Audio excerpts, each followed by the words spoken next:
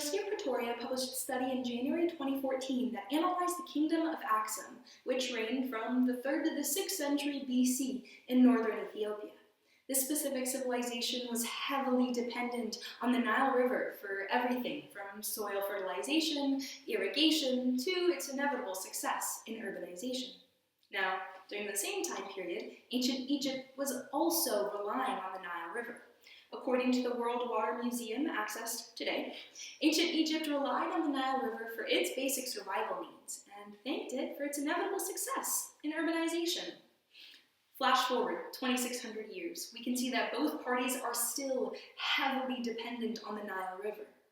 Therefore, when I was posed the question of who are the winners and losers of this dispute at the Nile Dam, we can see that there are no winners if they cannot reach a compromise.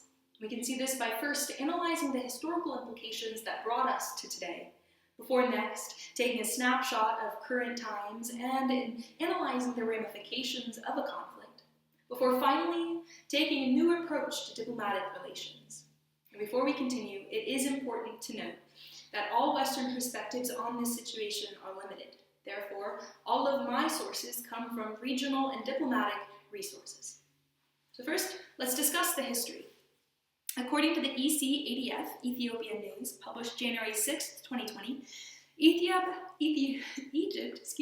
has always been paranoid that Ethiopia would cut off their water supply. There are actually biblical stories and legends to corroborate this. But moreover, it is common thought that water is the most revered resource.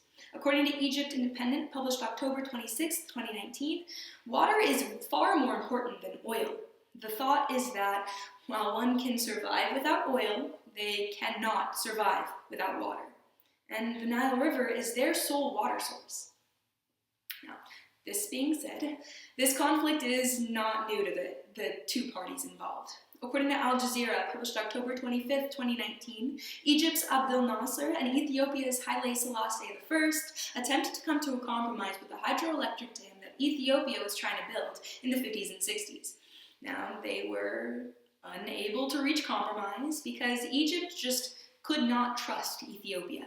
And the reason behind this is because, for a little reference on demographics, the Nile River flows from Ethiopia up to Egypt. Therefore, if Ethiopia were to build a dam, that would drastically affect the water supply that Egypt has. So if not all details are solidified, then there is no trust. Now, moreover, according to Ahram, published April 16, 2020, Egypt inevitably built an Aswan Dam in 1970 without Ethiopian consent. Then in 2011, Ethiopia began building a dam without Egyptian consent. This brings us to present day. According to Al Monitor Egypt Pulse, published April 17, 2020, the last round of mediated discussions between Ethiopia, Egypt, and Sudan failed after Ethiopia ended up dropping out of negotiations at the 11th hour. They afterwards came out to explain this. They said that they felt cornered and felt that Egypt was attempting to force their colonial desires on them, and they were not going to stand for this. Now, according to Africa Report, published April 4th, 2020, Ethiopia is already 70% finished in construction of this dam, and the Prime Minister, Abiy Ahmed, has already come out to say that they are not going to conclude this, compromise or not. Now, Quartz Africa, published March 27, 2020, explains why Egypt's stakes are so high in this.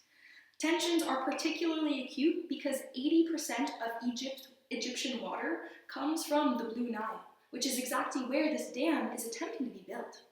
This means, effectively, that Ethiopia has control of 80% of Egyptian fresh water supply.